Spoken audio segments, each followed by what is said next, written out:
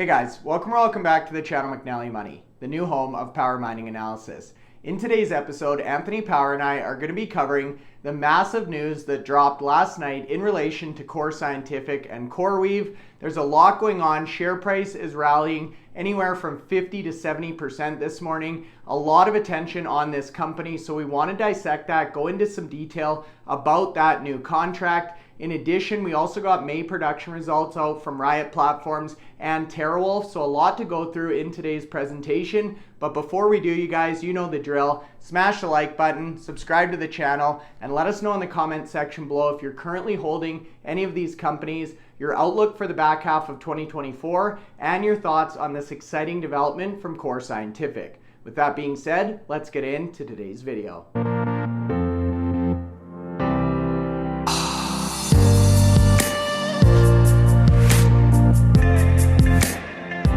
Okay guys, so that's right. Today's video, an action-packed agenda for you. We had big news last night out from Core Scientific in relation to CoreWeave. Now, this is a topic that we actually dove into on our previous podcast with Adam Sullivan. So if you guys haven't checked that out, I would highly encourage you to do that. We want to talk about that news.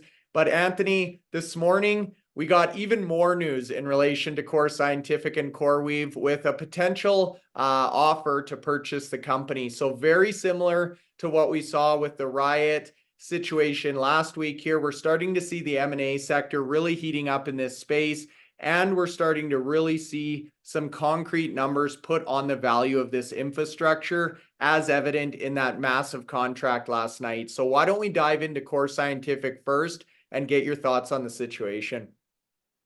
Yeah. So there's two obviously parts that you quite accurately articulated that. So the first part is the contract. So we knew that Core Scientific had signed an agreement, and that initial agreement was for about 100 million a year in terms of revenues. However, yesterday they signed a 12-year contract. And basically, that's going to provide them with, $3.5 billion across that period there. So significant amount of revenues coming in. What does that mean for Core Scientific? Well, they're providing the infrastructure and the energy. And to help them do that, bear in mind, we've discussed, coming out of Chapter 11, how well they come out of Chapter 11. They're focusing everything in the right way now. And they've got a plan to alleviate the debt issue there. So they managed to get CoreWeave to give them effectively a loan of 300 million to fully fund the upgrade to the infrastructure that's required. Because as we know, Bitcoin mining facilities and AI facilities are drastically different, and there's a significant amount of capital required to get the infrastructure required for that sort of like tier 3 level AI HPC facility.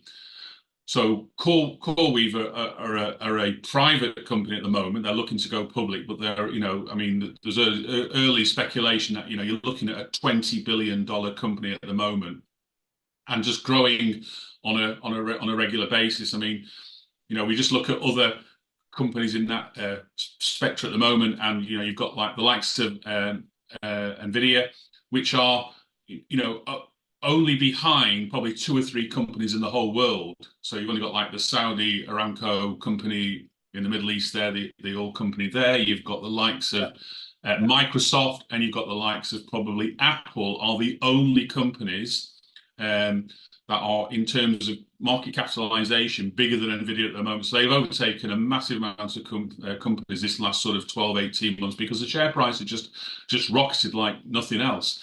So CoreWeave, looking to get into that, make a big play in this sector here, looking to partner up for what we now know is effectively the bottleneck in that area there. It's not necessarily the chips. It's now about energy and infrastructure.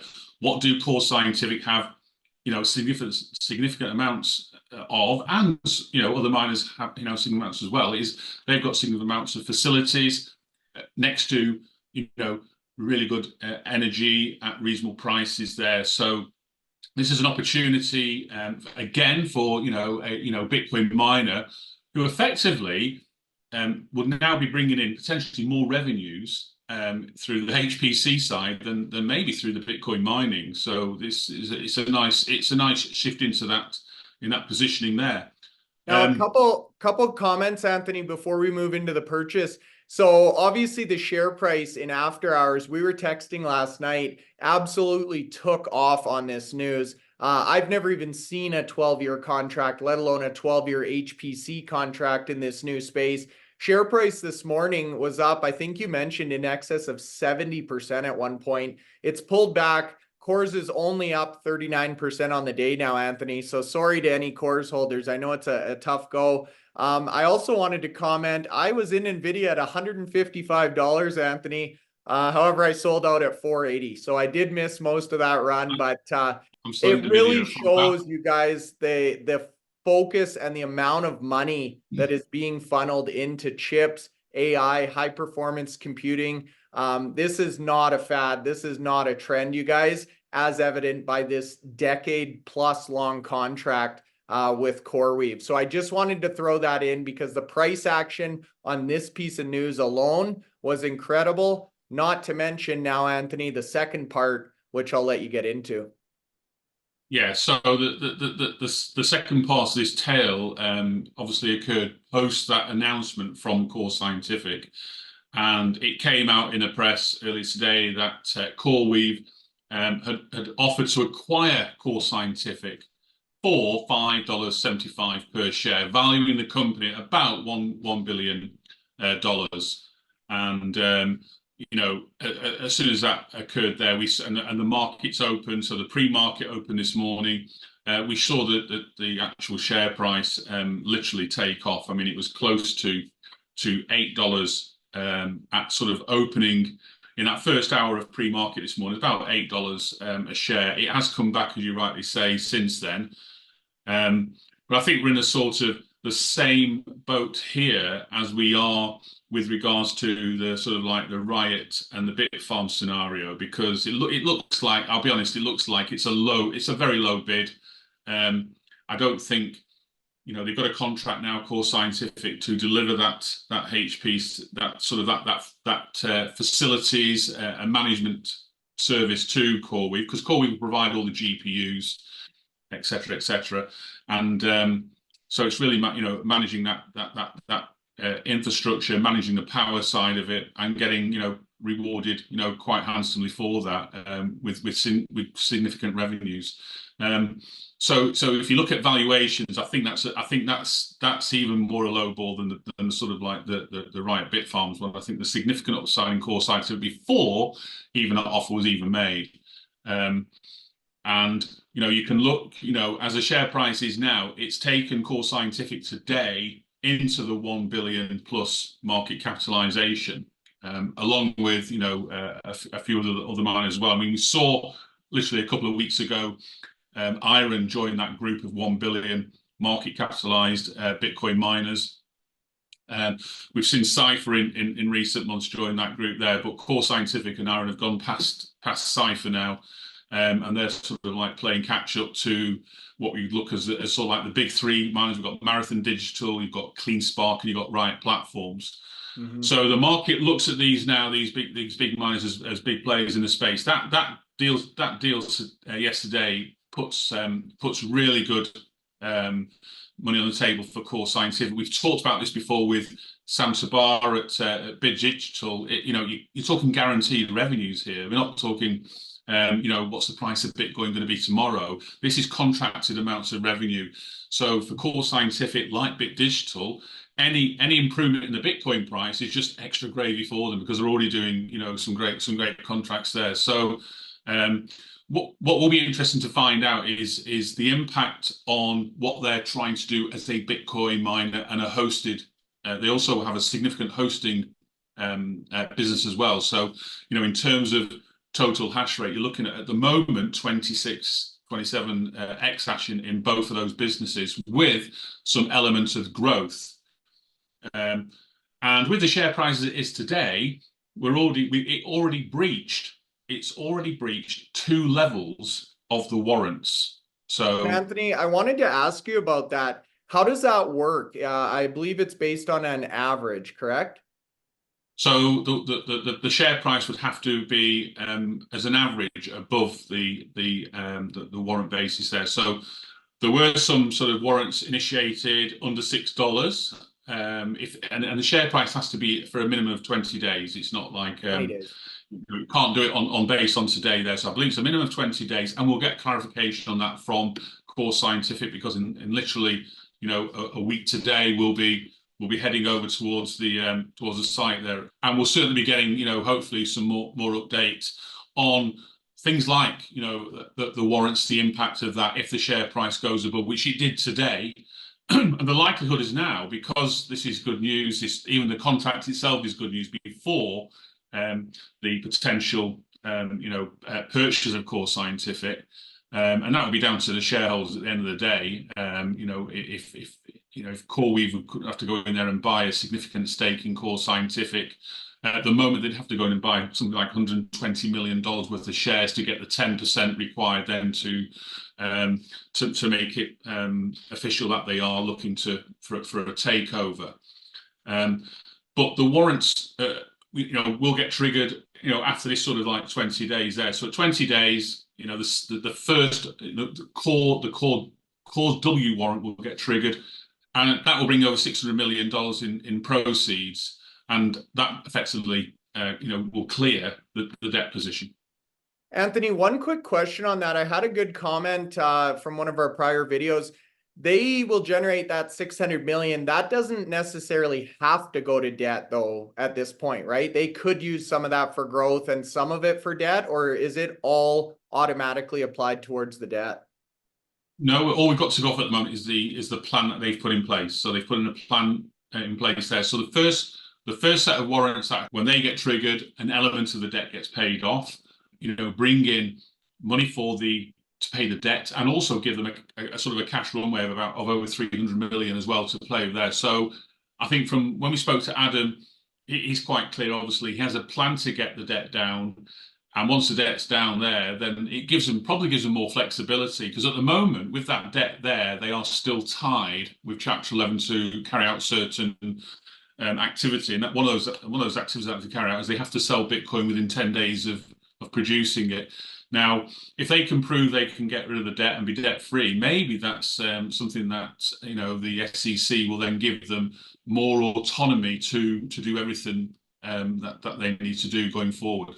It really gives them so many new opportunities and flexibility. And boy, you talk about a strong operator, chief executive officer coming in Chapter 11, turning the company around. Hats off to Adam and team. You guys, every interview we have, we're impressed with the quality of the conversation, and now the proof is in the pudding. So big kudos to CORZ. The last thing I wanted to pick at there, Anthony, you drew an analogy to Riot and Bitfarms, saying both of these bids to purchase are actually now below the share price. We've got CORZ currently trading at $6.75, so $1 above the buyout price, and we've got Bitfarms up at $2.41. So above the $2.30 buyout price. A lot of people hundreds have been commenting saying $2.30, not a chance, way too low.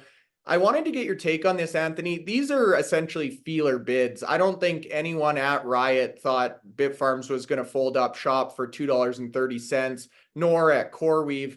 Do you feel like these are just kind of starting the discussion? Do you feel like these are kind of their last offers, or just the starting point of the M&A conversation? This is a starting point, and bear in mind at the end of the day, it's the shareholders have to decide. And we already know that at Bitfarms, they don't have any significant internal shareholders like some of the mining companies. So the likes of TeraWulf, 40% of the shares in TeraWulf are held by the management team. So you want to go and buy TeraWulf, you've got to pretty much agree with the management team.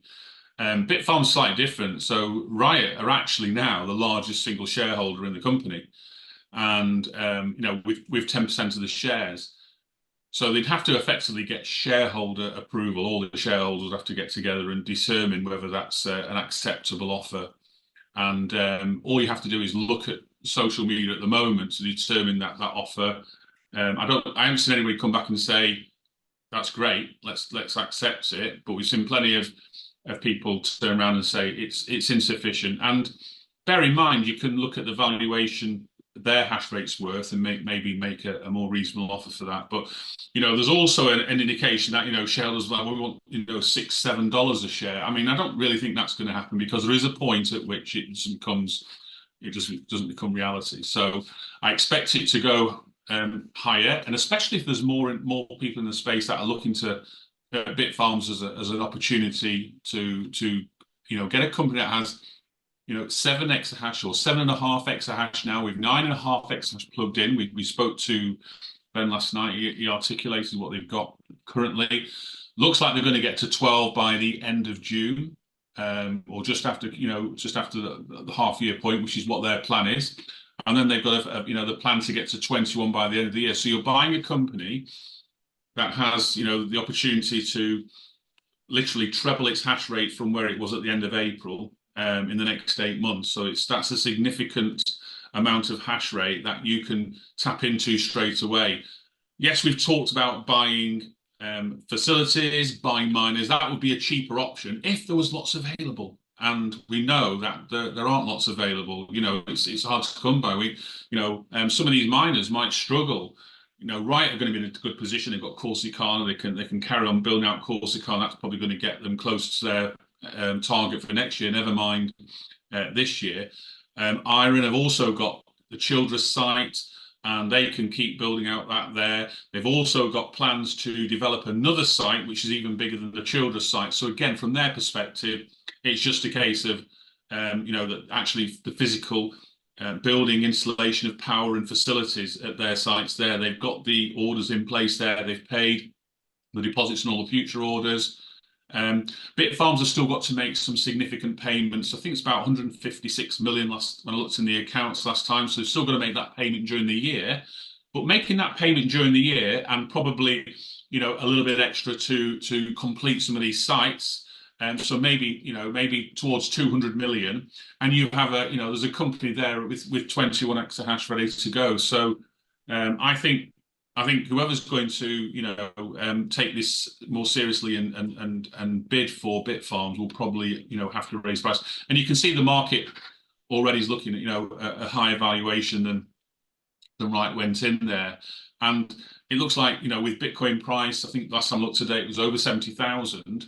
Again, it's looking like these levels in the 60,000 looks like it's like another base level now. So it's been the last month and a half. It's been certainly hovering around the highs of 2021, and we know from cycles that that's the starting point for the next bull cycle. So, Anthony, you mentioned the word base level, and I wanted to bring that up. I kind of lost that thought, but what we're starting to see now with this M&A activity is also a good base level being set in the price of exahash, the price of infrastructure, the price of megawatts. So what we're actually able to do now is, if you backwards engineer that 12-year contract based on the 200 megawatts that Core Scientific has committed to, you can actually come up with the rate per megawatt per day or per year or whatever the case is, right? So we're starting to finally get some concrete valuations in this space that we can build upon, which is also really exciting.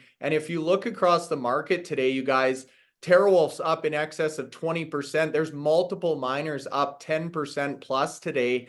And I think it's really giving the entire industry that vote of confidence that they've been waiting for, saying, hey, you know what? This is not just a Bitcoin mining sector. This is an AI HPC behemoth in the making. And these companies already have the backbone, the infrastructure, the megawatts under management that we need for these other use cases. So I just wanted to throw that in, Anthony, because for a long time, we've been really struggling to, how do you accurately value a 10 megawatt plugin or a facility in Georgia or whatever the case is? Now we're starting to get a little bit of clarity there, hey?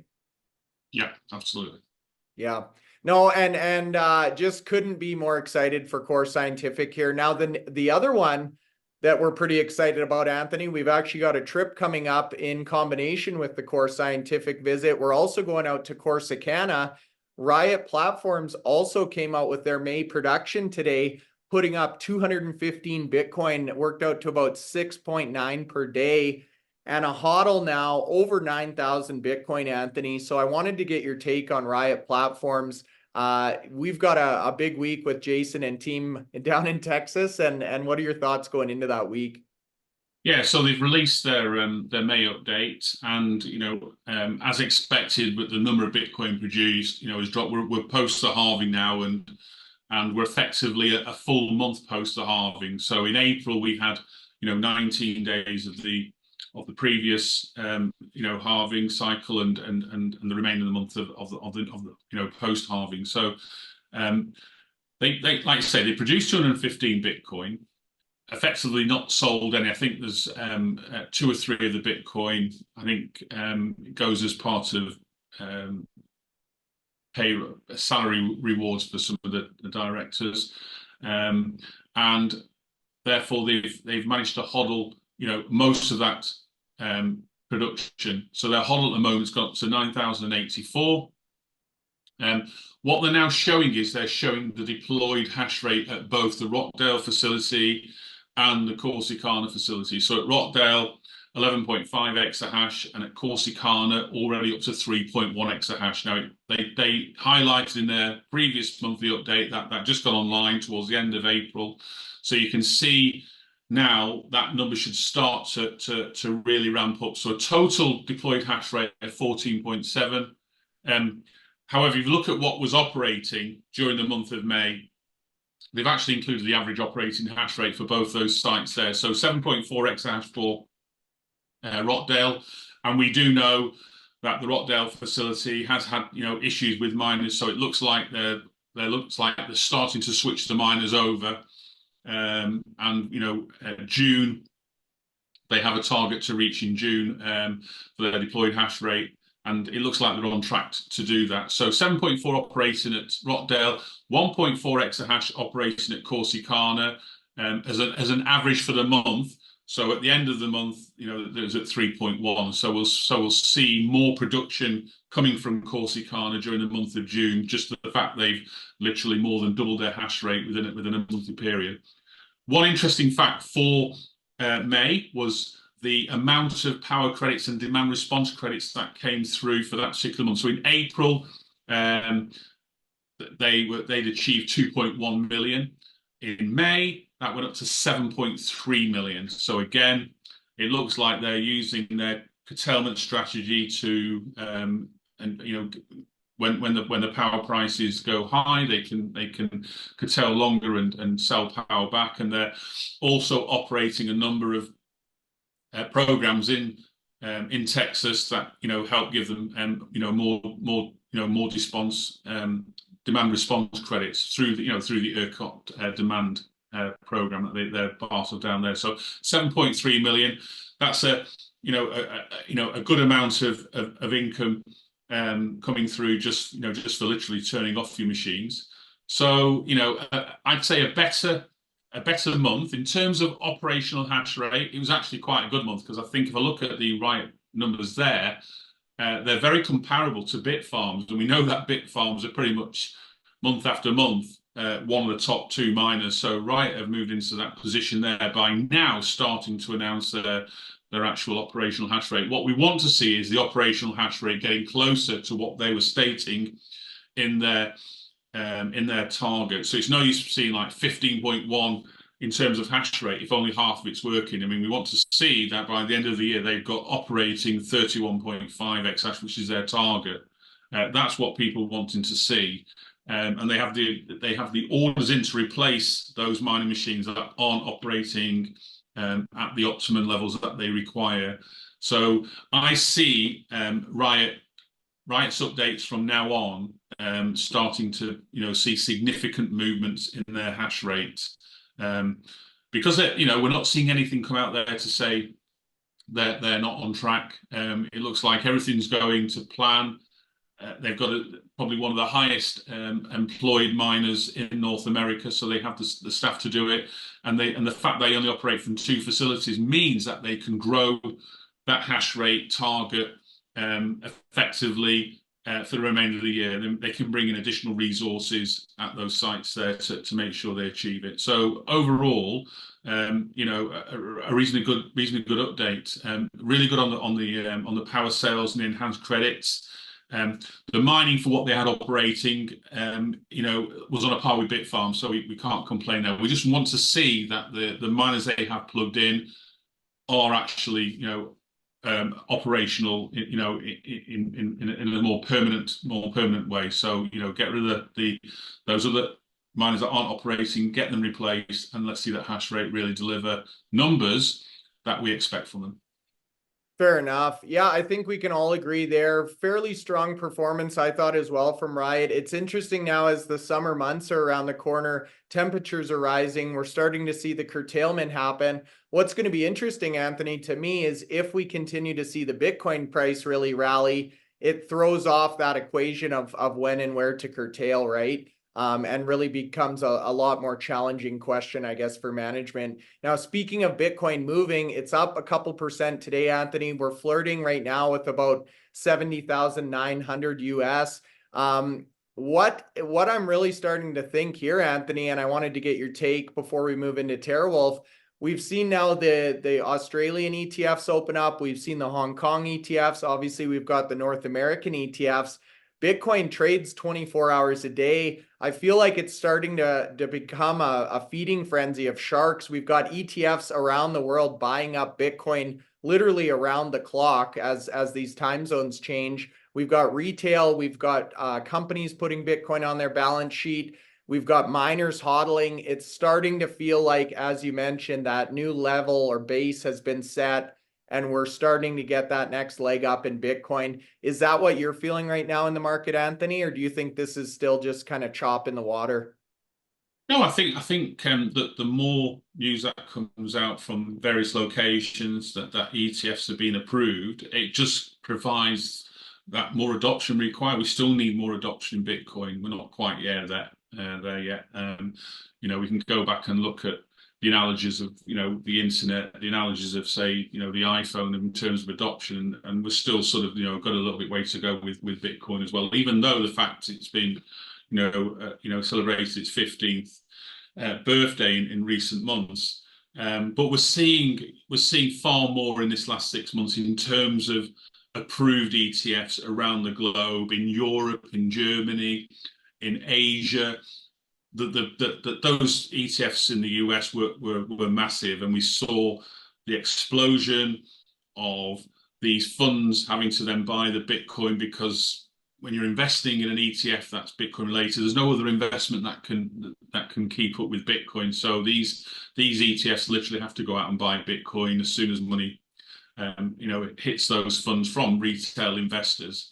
And also we've seen institutions now using these funds to also leverage in a little bit of Bitcoin into their financial position as well. So it just seems to be, you know, a sort of a snowball effect there. It's growing and growing and growing, and we're seeing the resistance now on the Bitcoin price. It's holding, you know, quite firm in the 60s there. It's not been as choppy, and again, we're a few thousand away from another all-time high. So whether, you know, we can achieve that and then, you know, start this bull run effectively and go from there. The miners, you know, are starting now to show some positive trends. So we looked at, you know, even just a couple of weeks ago, we looked at the fact there was only a couple of miners that were actually year-to-date positive. Now we're looking at including TeraWulf into that position. They're positive, you know, year-to-date.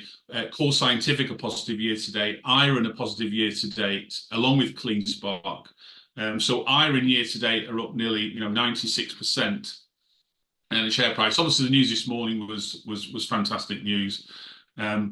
Interestingly, we look at Bitfarms, who had, you know, an offer last week and have had significant interest from a number of other miners. Their share price is still 18% down on the share price from the 1st of January. So 1st of January it was $2.91. Today it's hovering around $2.40. So 18% down where it was in January. So there's still some pickup there. but hopefully people were able to listen to the podcast last night with Ben and have more reassurance about targets they need to meet. So, effectively, 9.5 plugged in, and should be achieving the 12 exahash by the end of June. So good update from Ben last night. So hopefully that keeps that interest there, and we'll see what carries on from the further discussions with Bitfarms and potential suitors. Most definitely. Yeah. And again, you guys, if you missed that interview with Ben last night, check it out. It was a doozy. And we've got Dan Roberts from IREN on. We're going to be recording later tonight and putting that video out tomorrow. So we'll be curious to get your thoughts. Now, to wrap things up here, we didn't forget about the Wolf Pack, Anthony. We've got TeraWulf, which happens to be up 19.9% right now on the day, which is absolutely incredible. You guys, 20%, putting them into that positive year-to-date territory, as you just mentioned. So they came out, they've got 8 exahash now installed operational, Anthony. They're working on building 4 at Lake Mariner. They came out with 186 Bitcoin for the month, which I thought was fairly reasonable compared to the other numbers we've seen reported. Thoughts on TeraWulf? Yeah, a good update. I mean, be honest, TeraWulf always generally put out a good update. Never see any sort of significant issues in terms of massive amounts of curtailment. Bear in mind, they do an element of their mining at the Nautilus site, and that's powered by nuclear, and that's pretty much 24/7. So there's very, very little downtime at that site there. So they mined 42 at the Nautilus site. The remaining 144 of their total was mined at the Lake Mariner site there, and that averages about 6 Bitcoin a day. We know from TeraWulf that they include their power costs in all their monthly updates, so we can see now quite clearly that the power cost for May, the average power cost, reflected about 3.9 cents. That's across both sites there as an average. So that's anything under 4 cents is really, really good for a mining company. So their total cost to mine 1 Bitcoin, just over 31,000. And if you compare that to April, April's figure was slightly under 17,000, so 16,659 for April. So again, not quite double the amount, but bear in mind April was a sort of like part pre and post halving, so they had some benefit there where they were able to still mine Bitcoin at the pre-halving price. Operating hash rate, so they've got 8 exahash installed. They're able to operate at 7.6, so quite good utilization there. And the other good thing that with TeraWulf is their miner efficiency. So they're at 24.6. There's not many miners that can actually. I've got a fleet of miners lower than that. I think CleanSpark, they've just touched 23. We'll see some of the other miners get closer to that number and lower than that number when the big orders start coming through. Because when you're installing machines at 15 joules a terahash, that's going to make your average fleet efficiency really good. And if you think about what Bitfarms have done in the last few weeks there by installing, more T21s into their facilities, it brought down their efficiency down from 31 down to 27 just in the space of a month. And bear in mind, a few months ago it was 35. So that's come down significant amounts there. And we'll see TeraWulf's come down as well because they've got orders in place now to get them to 10 exahash by the end of June. So they've got another month now to get the building 4 facility, which is scheduled to be complete at the end of June, and that will house about 10,000 of the latest S21 and S21 Pro miners. So when they're installed, those miners have got efficiency of around about I think 16.5 and 15 respectively. So that will bring that 24.6 down again at the end of June. And looking ahead, they're already looking to optimize a further 15 megawatt building, which will be building 5, and that's anticipated to be online in the first quarter of 2025. So they're not taking the foot off the gas. I think by the end of the year, they've got a plan to get to 13.3. So, 2024 will be a good year for TeraWulf. They've managed to get the debt down to better levels than it was, pre 2024. So they made some significant payments. We're expecting further payments in the next few months as well. We've had the likes of Paul on the podcast a couple of times, and we've seen updates from Patrick, the CFO. So yeah, and understandably why the share price is doing well today. They've and we haven't even mentioned the fact that they're also looking to move into the HPC. So they're looking at putting a 2 megawatt pilot. And 2 megawatts doesn't sound a lot, especially when we've just discussed Core Scientific providing 200 megawatts. But 2 megawatts of artificial intelligence, high performance computing is a significant amount. I mean, Bit Digital have got a contract for 50 million a year, and they're not using that much more than 3 to 4 megawatts. So you can do the maths, and 2 megawatts for a pilot potentially is going to be really good capacity for that. And they've got potential, like all other miners in this space at the moment, to grow that. But they're looking to see how they, from a design perspective, from the right type of GPUs that are going to be occupying that, making sure that they can accommodate these most up-to-date generation GPUs, which will meet the standards required. So I think there's another consistent update from TeraWulf, as we always get.